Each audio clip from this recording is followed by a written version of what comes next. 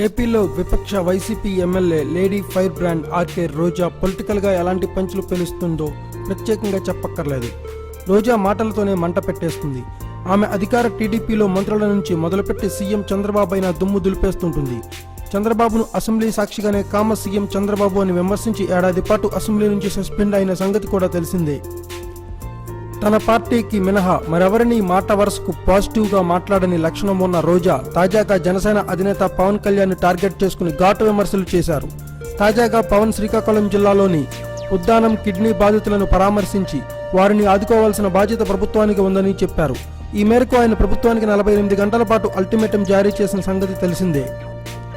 దీనిపై స్పందించిన రోజా ఉద్దానంలోని కిడ్నీ వ్యాధిగ్రస్తులపై పవన్ ఇచ్చిన అల్టిమేటాన్ని తేలిగ్గా కొట్టేశారు. ప్రజారాజ్యం పార్టీని పెట్టినప్పటి నుంచి పవన్ ఇస్తున్న వాగ్దానాలు హామీల్లో చాలా మార్పు ఉందని, ఆయనలో నిలకడలేదని ధ్వజమెత్తారు. పవన్ కు ప్రభుత్వాన్ని ప్రశ్నించే సీన్ లేదని, ఆయన ప్రభుత్వాన్ని ప్రశ్నిస్తారంటే నమ్మే స్థితిలో ప్రజలు లేరని, పవన్ ను మనం నమ్మనక్కర్లేదని తేలిగ్గా తీసిపడేశారు. Thanks for watching. Please subscribe our channel.